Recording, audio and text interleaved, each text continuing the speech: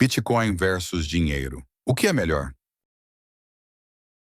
De repente vai acordar todo mundo e cadê seu saldo no banco? Não tem. Então, parte do pacote que faz o hedge contra um ataque a uma moeda fiduciária vai ser o Bitcoin. Então, os bancos centrais estão comprando loucamente ouro e os privados estão fazendo a corrida ao Bitcoin. Então, por razões que não são as que pensaram originalmente, isso pode até ser uma espécie de reserva de valor. Bom, você citou o Bill Ackman, eu me lembrei de um tweet que ele fez há pouco tempo. O Bill Ackman estava comentando o seguinte, o Bitcoin está com um preço muito alto. E quanto mais alto o preço do Bitcoin, mais gente quer minerar Bitcoin. E a mineração de Bitcoin, ela gasta energia. Então, mais mineradores, mais energia gasta, conta de energia fica mais alta, inflação sobe, é ruim para nossa moeda, é bom para o Bitcoin. Aí no final ele falava, talvez devesse comprar um pouco de Bitcoin. E pegando até do seu histórico, Paulo, você citou, lá atrás a gente ganhou muito dinheiro, pegando dinheiro pré e investindo pós. Depois a gente pegou dinheiro lá fora, câmbio fixo, juro baixo lá fora para pegar a dívida, juro alto aqui para investir. E tem um cara que nesse momento está fazendo mais ou menos isso, que é o Michael Saylor, o CEO da MicroStrategy. É uma empresa listada em Nova York, ela é uma empresa de software, só que tem um tempo que ele está fazendo só o seguinte, ele pega a dívida em dólar e como ele está listado no mercado, ele tem acesso à dívida por um custo mais baixo e está comprando Bitcoin. É um dos maiores detentores de Bitcoin do mundo. Gosta de viver perigosamente. Gosta. Ou ele vai ser um dos homens mais ricos,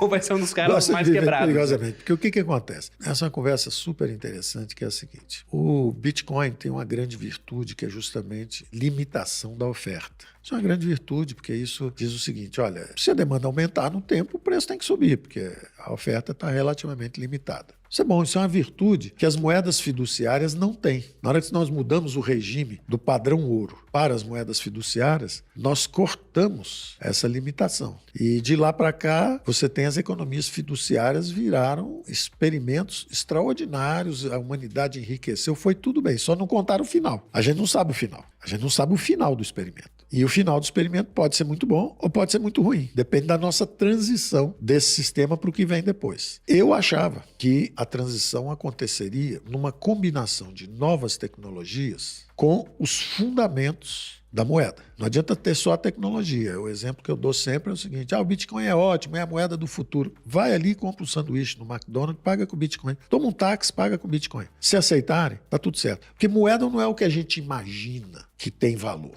Essa é uma das funções da moeda, reserva de valor. Essa é uma bela, digamos assim, dimensão do Bitcoin. Pode ser uma reserva de valor. Todo mundo acha que é importante, mas um quadro de Picasso também é. É escasso, vai subir, é questão de tempo. Pode vender o Bitcoin, comprar um quadro de Picasso, pode vender o quadro de Picasso, comprar um Bitcoin, você pode fazer. Mas você dificilmente compra um automóvel com um quadro de Picasso. Receber troco, a mesma coisa do Bitcoin, não é fácil. Mas ele tem essa virtude, uma das 3 virtudes da moeda. Só que ela tem uma outra que é meio de pagamento aceito universalmente. Ela está longe disso, está muito longe ainda.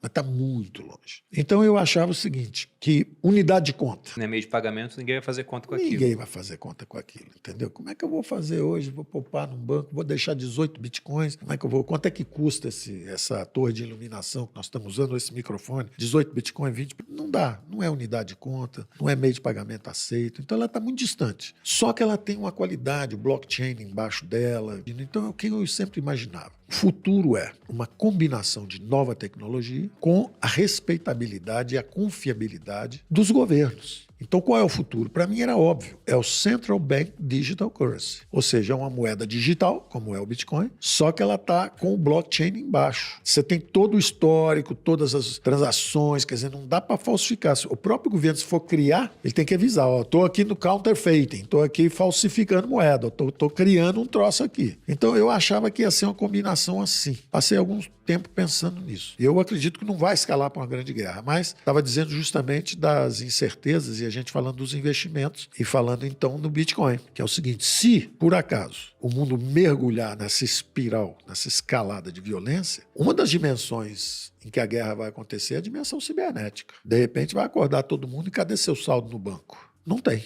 Então, parte do pacote que faz o hedge contra um ataque a uma moeda fiduciária vai ser o Bitcoin. Então, os bancos centrais estão comprando loucamente ouro e os privados estão fazendo a corrida ao Bitcoin. Então, por razões que não são as que pensaram originalmente, isso pode até ser uma espécie de reserva de valor. Eu concordo, porque essa parte de moeda, eu conheço muita gente que é muito mais entusiasta do que eu nessa ideia. E eu falo justamente o contrário. Eu falo, cara, para que eu vou comprar um carro em Bitcoin, supondo que alguém aceite me vender um carro em Bitcoin aqui no Brasil. Se eu posso pagar em real, que é programado para ter uma inflação, se a meta do Banco Central for cumprida é 3%, Guarda o Bitcoin. né? Isso é a lei de Gresham. Exatamente, Lady Gresham. Então, para que eu vou moeda gastar boa- moeda boa se eu posso gastar moeda ruim? A moeda boa elimina, mano. Então, justamente por isso, é um negócio que tende a ser entesourado. E eu li há pouco tempo um livro chamado Padrão Fiduciário, é de um economista chamado Saifedean Amos, que ele adora criptomoedas. Ele estava falando sobre o padrão fiduciário, por que ele substituiu o padrão ouro, e ele advoga a favor de uma questão de vendabilidade espacial. Porque ele fala o seguinte, o ouro tem uma vendabilidade temporal muito boa, porque passam milhares de anos, o ouro tem valor. Se eu volto para o passado com ouro, eu consigo trocar por comida, por roupa, por abrigo. Verdade. Ele fala que na moeda fiduciária, a gente tem uma vendabilidade temporal ruim, porque ela perde valor. Qual vai ser o valor de R$50 daqui a 30 anos? Muito baixo. Pouco, provavelmente. Né? Muito baixo. Se não for inexistente, vai que a Muito gente troca pouco. de moeda de novo. Sim. Já a vendabilidade espacial é muito boa da moeda fiduciária, porque eu posso mandar dinheiro para um cara que tá no Acre Isso. com um Pix. Com o Pix. Exato. Perfeito. Ou posso fazer uma transação internacional para um cara que tá no Japão também, de uma maneira mais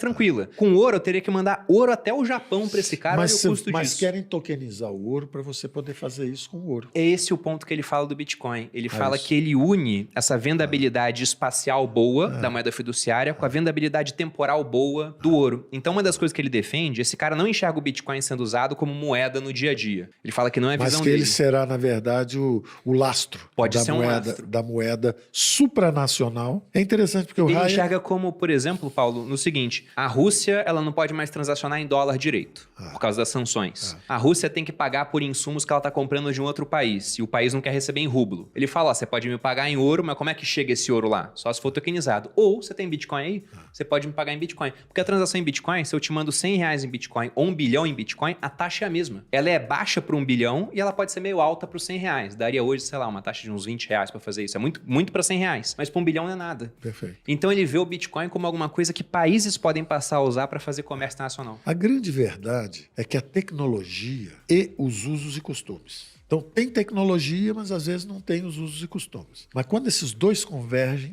aí é incontornável a solução. Então, por exemplo, se chegar a esse ponto de todo mundo ter capacidade de, usando o iPhone, fazer Pix para cá, para lá, baseado numa moeda que tem um lastro, que é supranacional, que é essa vendabilidade no tempo e no espaço, e é supranacional, ou seja, não pode ser, digamos assim, destruída pelos abusos que os governantes têm demonstrado sucessivamente fazer contra a moeda fiduciária, acabou o obstáculo que o Keynes via contra as moedas, contra o ouro, porque o Keynes falava assim, o ouro é uma relíquia bárbara, porque, afinal de contas, quem é que vai carregar isso para um lado, para o outro? Temos aqui um negócio fiduciário e tal. Você fala, bom, mas por que o ouro estava aí tão recentemente? Cadê a grande depressão na fase que o ouro era o padrão ouro? Não tinha. Porque o banco quebrou, todo mundo perdeu tudo e acabou. Agora, com a moeda fiduciária, não pode deixar o banco quebrar, tem que garantir os depositantes, tem que fazer isso, fazer aquilo. Aí, de repente, aí o governo entra, aí prorroga aquele negócio, em vez de deixar ter uma perda de capital, garante. O Federal Deposit Insurance Corporation garante os mais frágeis. Agora, cara, super rico, o banco quebrou, você tem que... Quer dizer que se ele comprou uma debênture de uma empresa e a empresa quebrou, ele perde tudo. Agora, se ele estiver no banco, ele não perde nada. Que absurdo é esse? Que assimetria é essa? O Silicon Valley Bank, quando quebrou, resgataram todo mundo nos Você Estados está Unidos. entendendo? Então, essas coisas acabam levando a população ao uso e costume. Vai chegar um dia que o pessoal vai falar, olha, eu vou usar isso mesmo e eu não quero mais saber da moeda local. Aí o governo perdeu a senhoragem. O Milei chegou quase a fazer isso agora. O Milei chegou e falou, olha, a classe política não merece ter a capacidade de taxar sem representação a população. Porque é um taxation without representation. Eu estou botando um imposto inflacionário em vocês todos, tirando o dinheiro de vocês, sem vocês terem me dado esse poder. Então eu vou tirar o Banco Central da classe política. Vou acabar com o Banco Central. Na hora que ele falou isso, foi um pavor no mundo político. Então, pelo amor de Deus, o que vai acontecer? O que será de nós? No fundo, é como se fosse uma fuga em direção ao Hayek, mesmo a uma moeda supranacional, privada, dizendo, olha, os políticos não merecem ter esse recurso para enganar a população. É claro, enquanto as vantagens da moeda fiduciária são maiores, elas continuam. Mas se os governos continuam com a dívida PIB 200%, como é no Japão, 100 e poucos por cento, como está chegando na Europa, em vários países, e aí começa o risco, e a população é declinante. Sim. Vai chegar lá na frente e os jovens vão ter que pagar aquele serviço da dívida. Vai juntar uma turma jovem lá e falar, não vou pagar esse troço não. Mas de quem que é isso? É nosso mesmo. Vai começar uma correria. Chegar num ponto desse, o grande experimento da moeda fiduciária terá acabado. Eu acho que antes de chegar num ponto desse, os usos e costumes e a tecnologia vão prover soluções. Nós não sabemos ainda qual é. Eu achei que ia ser o Digital Bank Central Bank Digital Currency. Pelo jeito que os governos continuam gastando muito, não vai dar, porque vai ser digital, mas não vai ter o trust. Não vai ter a confiança. Então, não é o Bitcoin ainda. Basta fazer assim, ó, em vez de Bitcoin, é dólar coin. É um negócio que seja uma unidade de conta, que todo mundo veja. Vai ter que fazer mesmo, mais ou menos como nós fizemos, como os alemães fizeram com o Rentemark e como nós fizemos com o RV. Vai ter que ser assim, ó, eu tô colando o dólar aqui para todo mundo saber que o valor é esse, tá? Só que é o seguinte, daqui a pouco o dólar vai começar a desvalorizar em relação a isso. Podem fazer as contas todas com o dólar, porque durante 2 anos vai ser igual ao dólar. Dali para frente, ela vai começar o dólar vai começar a desvalorizar em relação a ela, porque ela tem garantia, tá fora do alcance dos governos. Se alguém vier com uma solução desse tipo e começar a entrar nos usos e costumes, por quê? Unidade de conta já é, porque é dólar. A gente já sabe quanto custa. Reserva de valor a gente sabe que é também, porque vai subir de valor, inclusive em relação ao dólar. E meio de pagamento eu estou começando a aceitar, porque está fácil transferir por Pix. Qual que é a garantia? A garantia é o Bitcoin. Está do lado de lá. Então vamos fazer? Vamos. Se isso pegar, mudou radicalmente, mas de uma forma positiva, porque o povo vai aderindo aos poucos. Igual está acontecendo com o Bitcoin, vai aderindo aos poucos. Quando perceberem, já virou aquele negócio, já virou uma moeda supranacional. E pode ser uma solução muito boa, né? Só a tecnologia e o tempo e os usos e costumes é que vão nos levar. Mas eu acredito que a tecnologia vai fazer isso, vai nos dar a condição de track, de saber de onde veio esse dinheiro. Porque com blockchain você sabe de onde veio, qual é a transação, está tudo registrado. Aí, entendeu? A malandragem, contrabando, esse troço todo vai diminuindo. Vamos ver. Mas, por enquanto, é um distante ponto de interrogação.